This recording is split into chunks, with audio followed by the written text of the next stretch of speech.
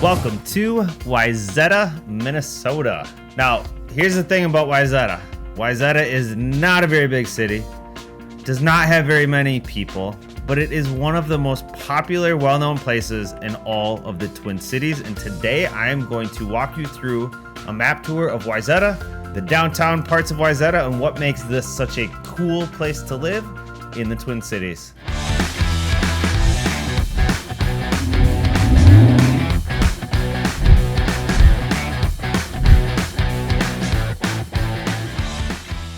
Hey, this is Matt Adelman. Welcome to your guide to living in the Twin Cities, where we talk about all things that have to do with where to eat, where to live, where to sleep, where to play in the Twin Cities of Minnesota, Minneapolis, and St. Paul. And today, I'm doing a map tour of one of my all-time favorite cities. Like I said, this is not a very big city, but it is a super popular, well-known, I guess we'll call it kind of a famous city in the Twin Cities because of the high school. Wayzata High School is very well known across the whole country. But in the state of Minnesota itself, Wayzata High School is in the top 3 of all high schools here, and tons and tons and tons of their sports and academic programs consistently rank number 1, number 2, number 3, win state. I mean, it's very popular. So Wayzata itself, I'm going to pull up a map here and give you guys the quick rundown. Where is Wayzata?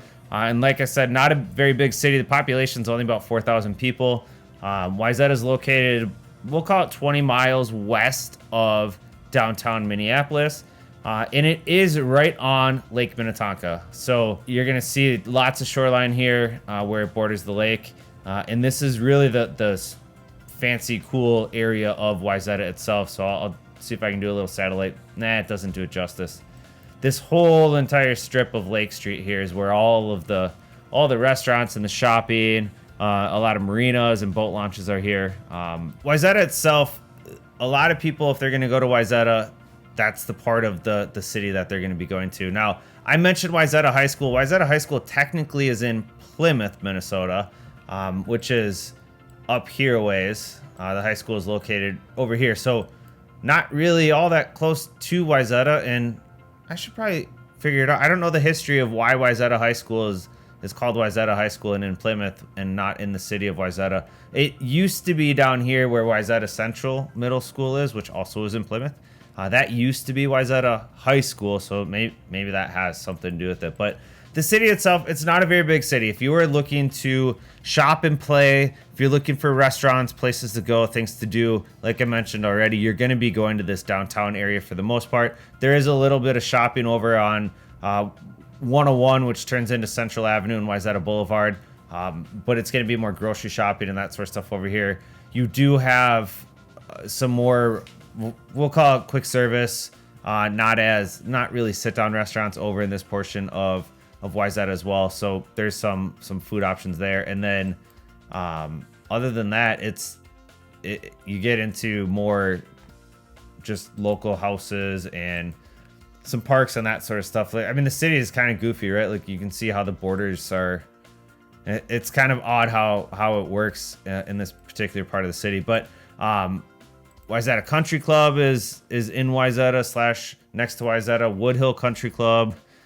You've got 2 of the top country clubs in the entire state that are located here as well. And the houses themselves. So if you're looking to move to Wayzata, average price of a house in Wayzata is going to be approaching $700,000. I think the last time I looked.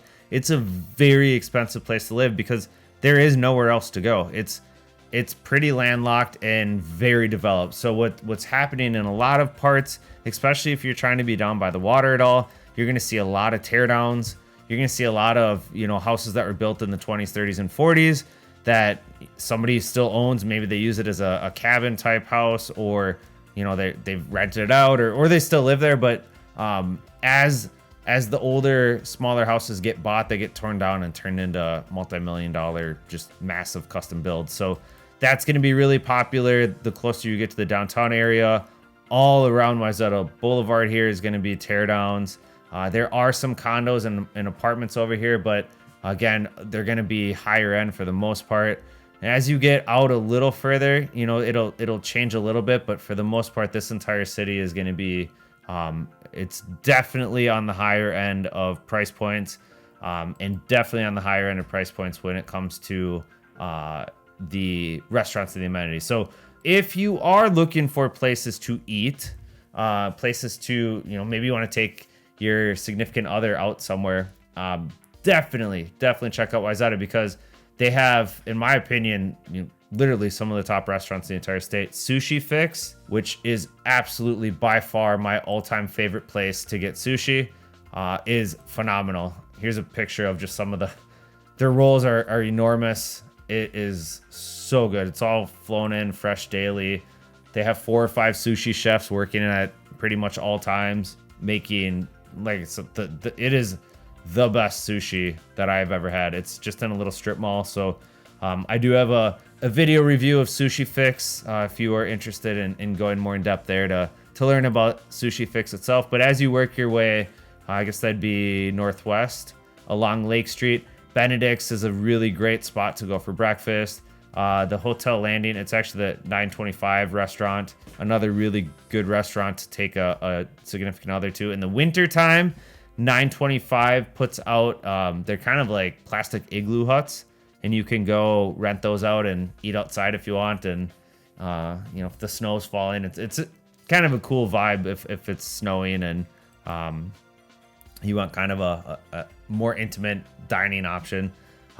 Stock and Spade is a new vegan burger restaurant that recently opened. Crisp and Green is a really good salad restaurant. Josephina is one of the top restaurants in the state, certainly in Wayzata. Cove has a restaurant. McCormick's, Johnny Steakhouse is another good place to go for if you're thinking of steaks. The Grocer's Table is fantastic for breakfast. As you can tell, I go to downtown Wayzata a little too often. But because there's so much to do and the food's great. We are big fans of Six Smith. Six Smith is kind of a play on a steakhouse. Has a really nice patio, and there's tons of places to sit here. If here's the patio, you could sit and watch the boat traffic or go play on the boardwalk and walk along the lake. If you have kids and you want to come do something that is free and isn't going to cost an arm and a leg, there's a beach here, Wayzata Beach. And playground, so you can absolutely take the kids here and swim and play and have fun in the downtown area. In the wintertime, it's a really cool ice rink over off of Wayzata Boulevard in Ferndale Hill.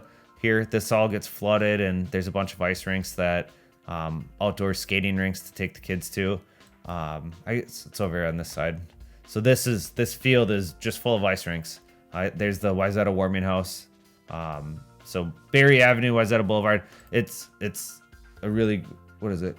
Clapbridge Park and Field. Yeah. So that's a fun place to take the kids in the wintertime. But the rest of the city, there's really not all that much more to it because, like I said, it gets residential really quick, and all of the highlights are kind of in the downtown area. So a lot of people, I mentioned the living part already. Wayzata is very difficult to find housing in. So if you want to live in Wayzata, we obviously have ways to go about it and try to help get you there. But most often than not, people will throw Wayzata, Woodland, Deep Haven, Greenwood, Excelsior, Minnetonka Beach. You know, they'll look at all of the cities around Lake Minnetonka because it's quite frankly, it's hard to find good property, really anywhere in this area. Especially if you're looking for something particular. I mean, it literally could take you years. So there's Wayzata in a nutshell. Wayzata is a really nice, quaint city on Lake Minnetonka.